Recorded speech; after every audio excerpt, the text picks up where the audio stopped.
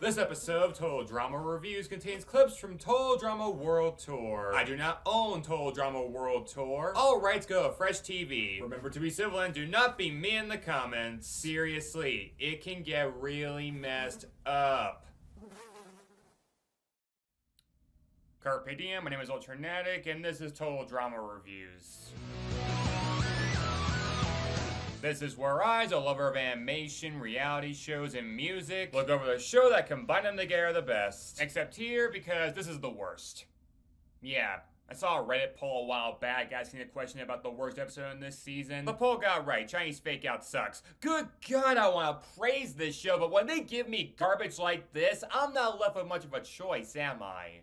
Yeah, even when this episode first aired, when I was too young to consider TV episodes as good or bad at all, I didn't like this one. I couldn't really articulate it back then, but I sure can now. It's because it's toxic, unfair, repetitive, nonsensical, passionless, and horribly crafted on so many levels. I won't act like nothing in the episode works since I do enjoy a few moments from it, but if you want an easy express pass on my personal worst episodes of this season list, look no further than here. But on a more specific level, why do I hate this? Well, let me adorn a prop fitting for the region.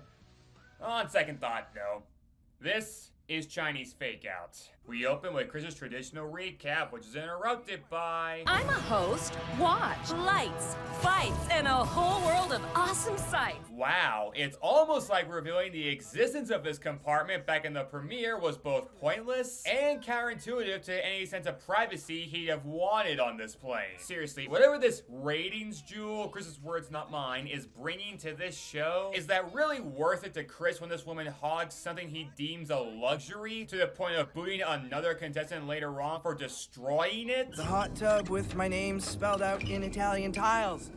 Gone. Well, gee, when you put it like that, it sounds incredibly fucking stupid. We then see Dungy fail to get along in first class, and okay, in my last review, I went on about how the choice by Duncan and Harry to get out Owen made no sense, and you could argue I was being finicky about that when the show, at the time at least, had strategy not as a main focus, but as more of an afterthought. Except both Duncan and then Heather in a comic class explained themselves why ousting Owen was not the best move for their game, since Duncan lost an ally and Heather still wants to weaken Alejandro. With Owen gone, I lost the vote I could count on.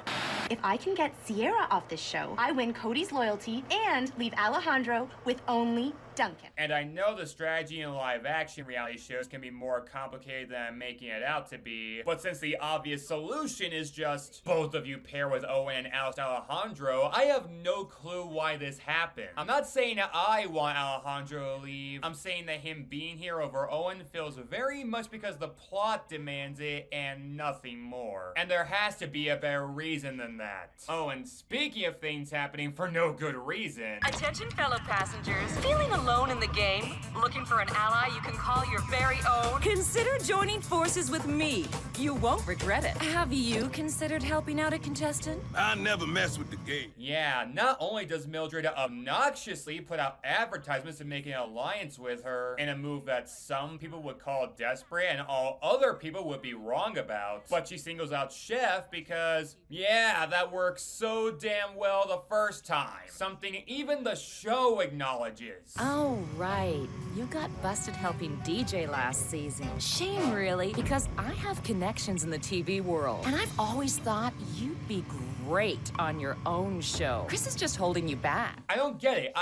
I just don't get it. Why are we doing this storyline a second time? Is it because Chef hasn't been a major player, so you have to insert him somewhere in this plot? Is it because the writers just think there's actual possibilities with production deliberately giving advantages to another player? Because newsflash, there aren't. At least none that the viewers would enjoy too. I mean, last I checked, no reality show has ever gotten rapturous acclaim when it appears the people behind the show are purposely giving a leg up to other contestants. Even contestants the audience likes too, which only makes it worse that the contestant in this case is Mildred. Okay, come and get me, alliance buddy. Oops. What I mean is, if any of you would still like to be in an alliance with me, feel free to pull. You know what? You are rude and mean and sloppy and frizzy. I don't like you at all. Meanwhile, in economy class, Cody laments about being married to Sierra. She wants to throw a reception for us when we get home. They say it's always best for a husband to indulge his wife. Vete a la mierda, Alejandro. Only for Heather, God bless her, to splash cold water on all this nonsense and say there's no way this is an actual marriage. There is no marriage certificate, no rings, no paparazzi photos. You are about as married as Alejandro and I are. Yeah, Heather surprisingly isn't so soulless as to condemn someone to an emotionally and physically abusive relationship just to win $1 million. I know they're married only in Sierra's fantasy, but she needs me to say I witnessed it, and therefore, she stays on our side. Hey, here's a revolutionary idea. Why don't you just out Sierra with Cody and gain his loyalty instead? We see him do just that later on, and it works about as perfectly as you think it would. Sierra left me alone all night! She did try to sneak in 7 times, but I sleep with one eye open for a reason. So not only would this be a smart, effective plan, but it would keep Alejandro a duplicitous villain without making him irredeemable. And okay, irredeemable is a strong word. I do still consider him an excellent character, with the exception of this. I'm sorry, anyone going along with Sierra's delusion is like watching a football arena of fans cheering on Jack Torrance as he attacks his wife. It should absolutely never ever happen. Sometimes when you're too nice to somebody, they get the wrong idea. Just tell her that you will never, ever be a thing. It's going to be doing her a favor. We then cut to China, where Chris gives a Chinese history lesson about on par with the history we got from Disney's Pocahontas. Our first challenge is torn from the pages of her rich history. In 8 million BC, King Dim Sum led a battalion of donkey warriors down this very great wall. 8 million BC was the Miocene era. There were dinosaurs. Yeah, what she said. And fine, maybe I shouldn't be so anal about that. It's an animated reality show, and it wouldn't be the first time Chris has gotten verifiable information wrong, except it illustrates a problem that does detract from the episode, which is that Chris has just stopped caring. Oh, not that his caring has always been on grand display, but I at least got the impression he took joy out of the hellscape he was putting the cast through, but in this episode, he's basically checked out. Don't believe me? Just watch as he starts the challenge, where the characters have to race across the Great Wall of China and an assortment of transportation options, and see how invested he is. Ready? Set! I better get this. Clayton here. Yeah, I'm trying to do a show here. Do we go or what? Yeah. Yeah, we go? Yeah, can we do this later? So we go now? Okay, fine. Hey, who said you could go? Yeah, well, watch out! There's a few things I was gonna warn you about, but forget it. So just remember, if the host couldn't care less about the caster challenge, why should any of us? Stop breathing down my neck, or get a mint already. Okay, so Mildred has the stamina to almost be at the front of the pack, despite much evidence suggesting otherwise, and she even chops Heather in a manner that I call both uncalled for and worthy of expulsion from the game. I would like to send a shout out to my personal trainer, Bunny, for making me do all those sprints. You rule! Sorry for calling you a waste of skin.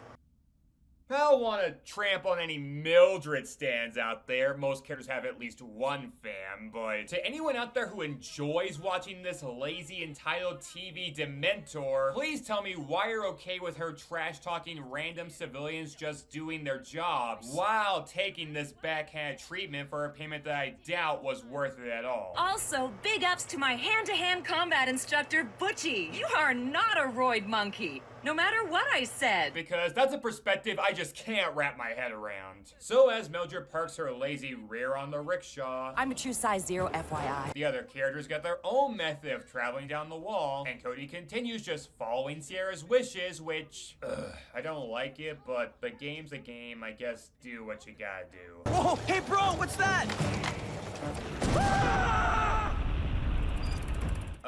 Not only am I adding another point to the counter for that, but even Wile E. Coyote would question the physics of that cartoon logic. This is gonna hurt me more than it hurts you, Sierra. I like you, okay?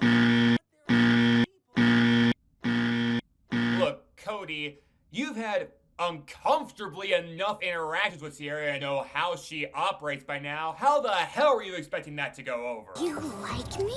You really like me? Exactly. Cody was in a boy band. You can't tell me he never once had an encounter with a different crazy stalker fangirl before to learn this lesson from already. Especially since Sierra already had encounters with him back then too. You'd think Cody would know what Sierra needs is a metaphorical kick in the pants. Yeah! Or a literal one will work too. My leg! And being a fair critic, I'll also acknowledge this one bit of clever writing. Hey, your shoelaces untied. They're boots. Nice try. Yeah, props there. That was pretty smart. Oh, come on. Oh, come on. Courtney's in need of some aid. You want to watch her squirm for a while? A mamacita in distress is a terrible thing. And by helping her, we could gain her loyalty. Dude, she doesn't have any of that. Trust the guy who's tried. Okay, given the trajectory of this season, I've been far more critical of Courtney than Gwunkin so far, which is pretty unorthodox. But I gotta clock Duncan here. Who's talking about loyalty now? Ow. Hey. Wait a damn minute. Wait a damn minute. I would do anything to help you continue in this game. Thank you. And if there's ever anything I could do to help you... Oh, I will remember that. Meanwhile, Sierra is shown to have landed in the home of a random Chinese villager who, I guess, wasn't all that mad about her roof being destroyed. My leg! And said villager gives Sierra the most cursed thing possible since the Hope Diamond. You need love tea. More you drink, more he loves. Okay, to be clear, this isn't cursed towards Sierra, but you'll know what I'm talking about. If annoying you is wrong, I don't want to be right. Please, the two of you. See? Even Alejandro...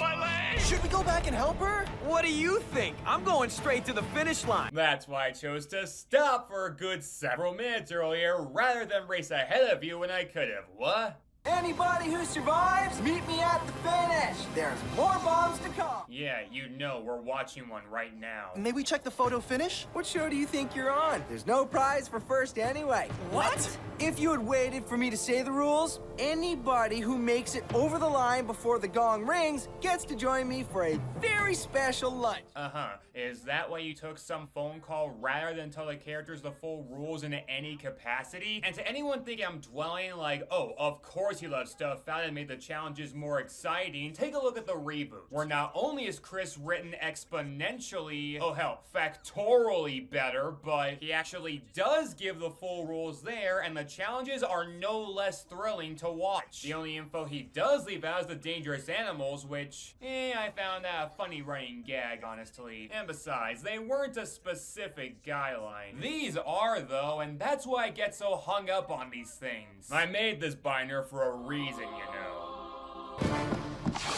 Yes! We made it! Oh, can't stop! No traction! Oh. Well, I guess that wraps up part 1 then. Ah! Ring the gong! Ring it!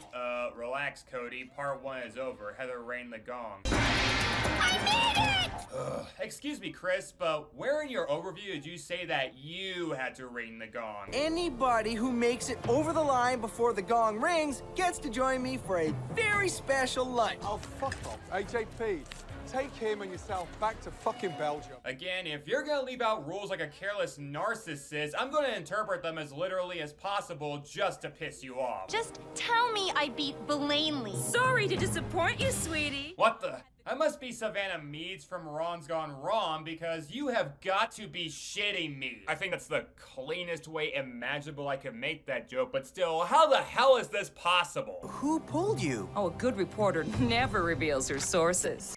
That's exactly what good reporters do.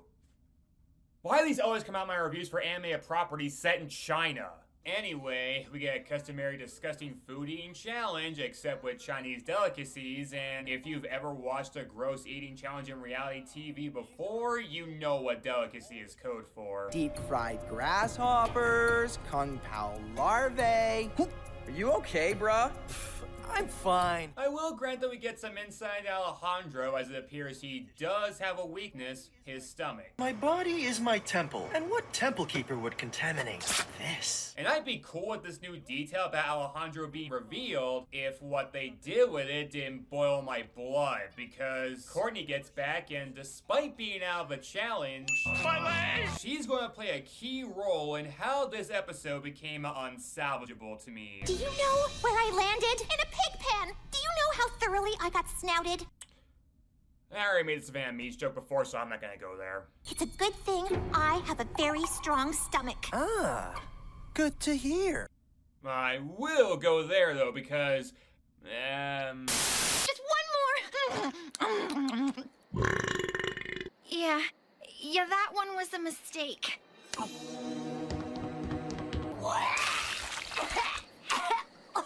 Okay, maybe that was just overindulgence, and come to think of it, we haven't seen Courtney take part in a gross eating challenge yet, so I suppose this is relevant. And again, rage-worthy, but we'll get to that. You have to eat each bowl of delish food, opening your mouth to prove it went down. If you're last to finish, or you puke, you go sit with Courtney on the loser bench. I am a CIT. Oh, will you shut up about that guy? I am not a loser. And how about I just dispense with the build-up and get to what I hate about this scene. Beginning with the song that plays all throughout it, if that's what you want to call this, a Chinese lesson. A little Chinese lesson for you. Which I'll admit, the instrumental, while repetitive, is actually quite lovely. It gives the ears a pleasant, traditional Chinese listening experience, and I'd almost call it therapeutic. Manchi means enjoy your meal. And all of that is obliterated due to the lyrics, singing, and horrid attempts to keep up any sort of melody. Manchi, it's no raw deal. Is it roasted eel? I'm not sure if this is worse than Plain Horrific, since I liked nothing about that song, whereas this has a couple good elements. And yet somehow this song angers me more. And not even due to anything major, except Chris's botched attempt to pull off that traditional Chinese opera costume. Seriously, I'm losing a week of sleep with that nightmare fuel. Manchi means bon appetit. And speaking of Chris McLean, what the hell happened to his singing voice? I mean, he sounded fine in the last episode, but this sounds like his vocal cords have been ripped out of his throat and stretched out from the western to the eastern coast of Canada. And he takes up the bulk of the song too. Manchi, it's dinner for four. And if only the other characters could save this somehow, but I guess they're too preoccupied by how gross the food is, because they seem petrified to even try and make this sound listenable. Manchi, what do we have to eat? Heck, at the end, they practically give up the pretext of even making new lyrics. Manchi. They love to eat on the Yangtze. I'm not sure anyone has ever used the phrase death by 1,000 cuts properly until they've heard this song. Because while its runtime is technically about a minute and a half long, it feels like 12 hours as they split it up into segments rather than commit to just a full song number. It's still moving in speed. It's hundreds and hundreds of disgusting little feet. And fine, I'm not saying that can't work with unsung dialogue breaking up parts of the song. Excuse me? Hey there. Sorry to bother you, but I'm looking for a place to live. Yo, Gary! I'm coming. Oh my God, it's Gary Coleman. Yes, I am. But I don't see a purpose for spacing it out like this except to extend the running time because they had nothing else to offer. Come to think of it, the Great Wall of China race took longer than necessary too. I mean, I know the Great Wall of China is over 13,000 miles long, but still, you could have cut that segment down to like 2 or 3 minutes and it takes up like 7. This episode did have an actual plot that went somewhere, right? Well, yes it does. And that's where this gets worse. Because as we see contestants being served their courses, you'll notice some underhand tactics being used by both Mildred and Alejandro, as Chef brings Mildred unobjectionable foods for her that only vaguely look like everyone else's plates, and Alejandro keeps slipping his meals under the table to Courtney, who eats the food for him. You heard right, Courtney helps someone else in the competition cheat. You always follow the rules. Well, you always have to break them. Only the ones I want to. You're having a snack while you watch this? You are sick.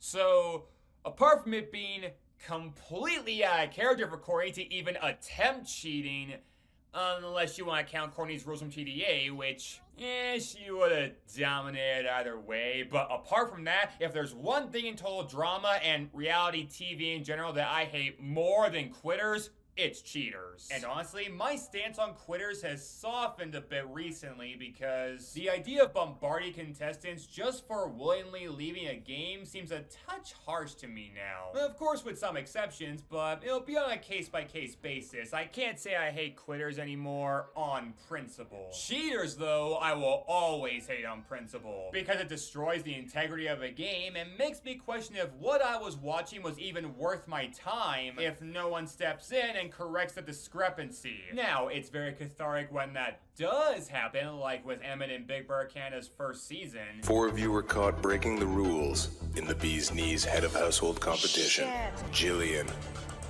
Tala, Alec, and Emmett. Emmett, you have lost your position as Head of Household. Emmett, you removed your arm fully from the bar and took it back up. You are disqualified. Step down. Bang.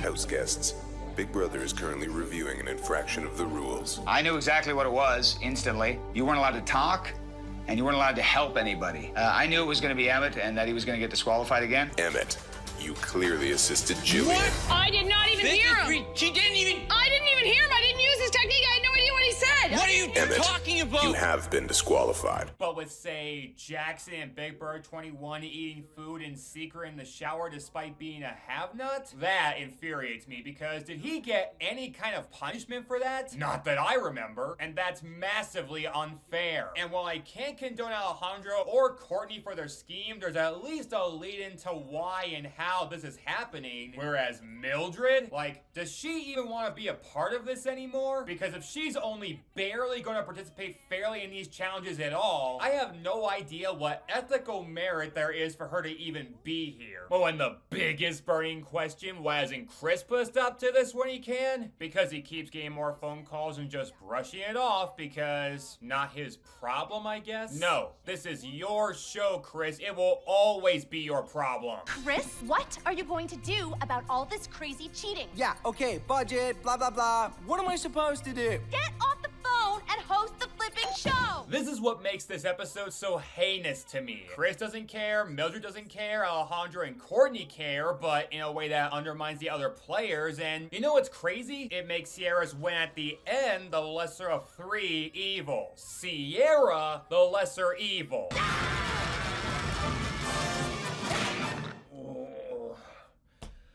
My brain is broken from all of that. Well, was there anything else that I missed? Well, Cody doesn't take part due to the first dish being... He fucking up! Donkey! Which he suspects might have been the same donkey he rode to get here. Ace, where are you? Fart if you can hear me. Followed by Heather being eliminated on mealworms. Heather, you're out. Loser bench. Then Duncan on starfish on a stick. Bacon. Bacon. And that leads us to the final dish. Yeah, we don't even know what that's called. It ain't right, whatever it is. Wow, that's like when Temple of Doom showed eyeball soup, roasted snake, and chill monkey brains as Indian delicacies. This is beyond culturally insensitive. By the way, why does that movie keep popping up in our reviews somehow? Of course, Heather and Duncan, like reasonable people, call out the cheating of the collective parties, and through some adjustments, the win is basically given to Sierra. At least switch Blanley's bowl to prove she's not cheating. Blanley, trade bowls with Sierra. Yeah, switching Mildred's play with Sierra's doesn't make things fair, it just changes last minute who's running away with this. And Sierra gives the most horrifying words you could say, or rather saying, that aren't red rum. Cody's in first class with me, and my love me tea.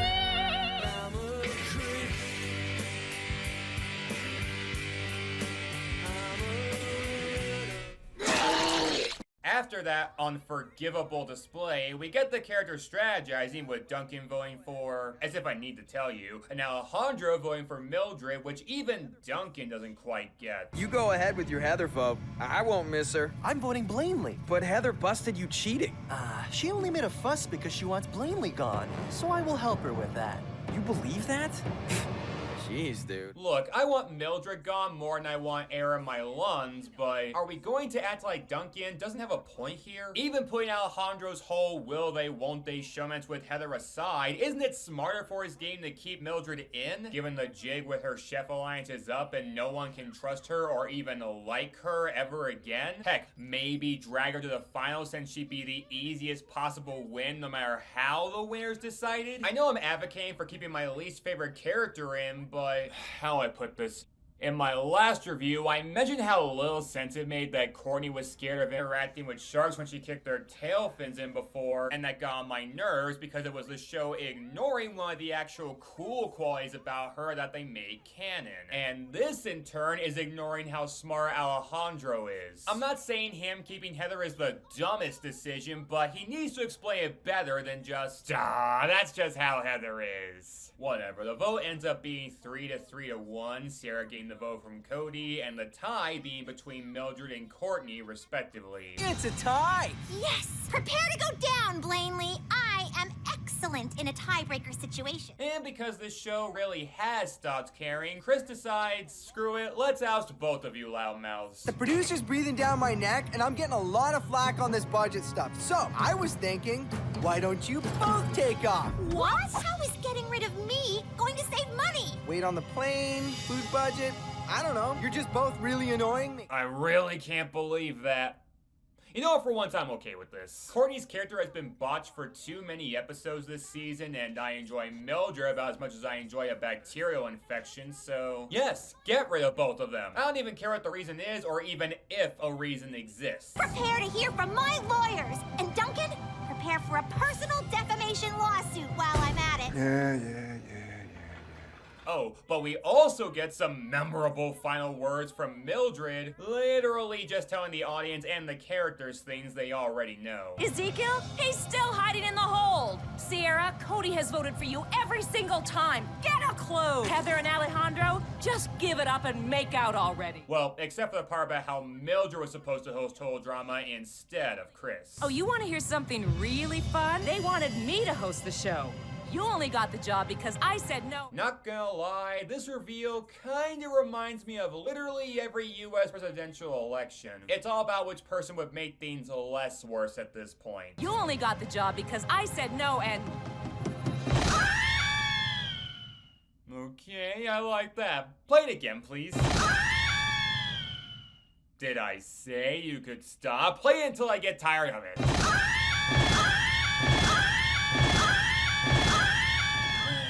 Spoilers, I will never get tired of that. But I guess we do have to move on to the next scene where, I wish I was exaggerating, Sierra uses the love tea to basically drug Cody in an attempt to chemically induce love in him. It's nice to be up here and all, but I'm feeling a little woozy and I... An allergy attack! It's EpiPen time, bunny face! What's in that tea?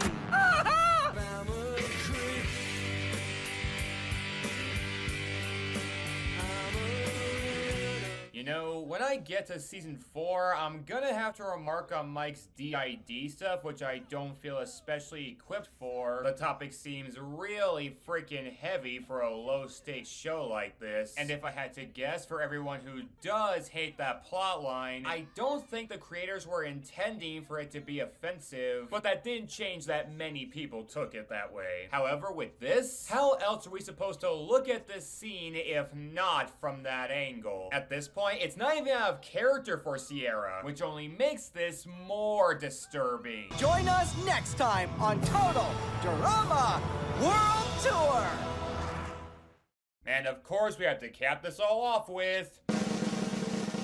what happened after the drop of shame? Well, we happen to not see anything of Mildred, but don't worry, they address that later. Instead, we get Courtney's solo drop of shame. Again, sorry for the quality, this is the best I could find. As she continues to complain because that's all she freaking does, come to think of it. How can you not have a tiebreaker for a tie? Seriously, I mean, what more proof do you need that the show is fit?